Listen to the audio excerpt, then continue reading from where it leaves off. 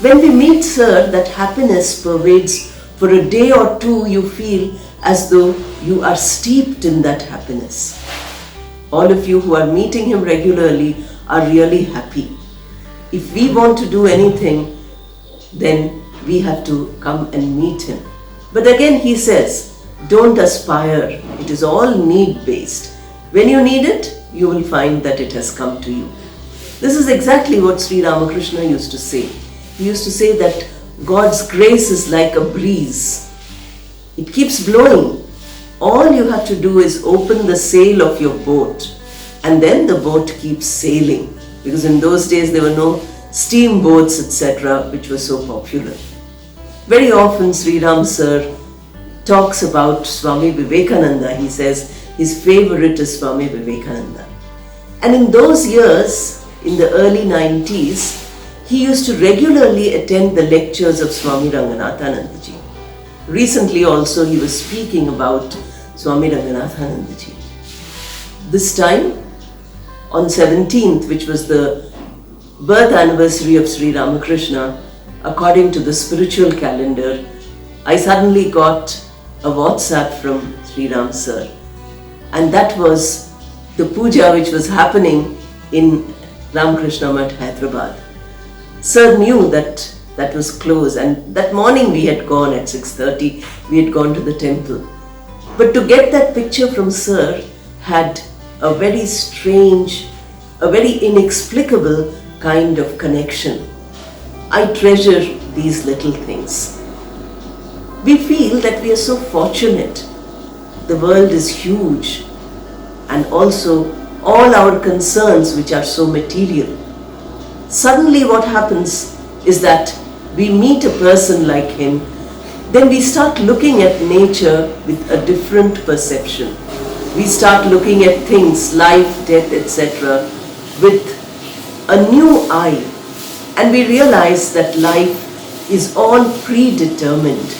We find that there is a cosmic controller who has planned our life, and we are just following that plan. Isn't it fortunate that out of all the millions who are around us, we could be chosen and we could come close to Sir. We could meet him, we could talk to him, we could laugh and exchange ideas with him. In fact, very often I laugh and joke with him. I remember in the group meetings, people used to worry. They would say, how to speak in front of Sir? If Sir is there, we can't speak. But I think I feel very comfortable speaking in front of him, because I know whatever I say is already written down somewhere. The script is there. I'm not myself. I don't have an identity at all. It is some kind of a cosmic design which I'm just chosen to enact. And the words which I'm saying are the words which are already there, designed by the cosmic controller. We don't need to think. We don't need to feel that every day we should see a miracle which is something different. Sir always defines these things in the most natural, in the most ordinary kind of terms. He does not make any magic out of it. He does not say that it is something which is supernatural. For him, everything is natural. He looks at a cup of tea and he says, can you imagine the greatest miracle is there when a soil and a leaf becomes this beautiful brew. When he came recently, I asked him, Sir, would you like to have tea or coffee? What would you like? Then he said, whatever you give me, I will have. Which person will tell you such a thing? Which person will give you that kind of a hold, that kind of a responsibility? It is only the pervasive love. So this model of love, this model of affection, this model of holding us close, we find in Sir.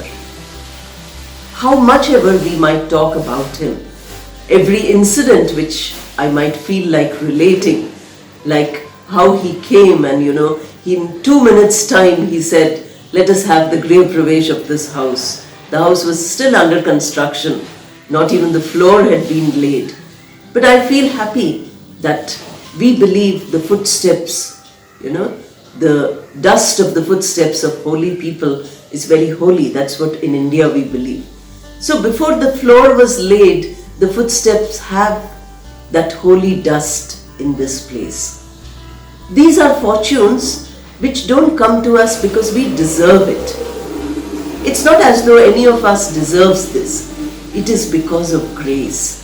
And when we remember in all our times, in our sorrows and sufferings, in our joys, in our happiness, if we remember that we are surrounded by this grace, that a warm blanket of affection is all around us, I think no trouble can touch us. And this is the lesson of happiness Sir gives. He says, unless you have cried tears, how will the smile come? The smile is born only out of the tears. But if we run away from the tears and then we demand a smile, then it's difficult. Because just like the flower becomes the fruit, it is the sorrow which becomes the joy. So we learn to embrace by looking at his words, by reading his quotations. We come to this aspect by saying that from Sir we have much to learn.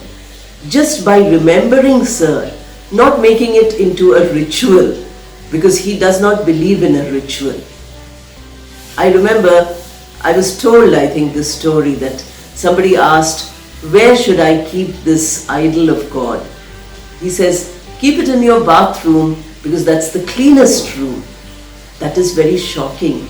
But that is not shocking at all if you adjust the lens of your eyes. Our eyes have become very inflexible.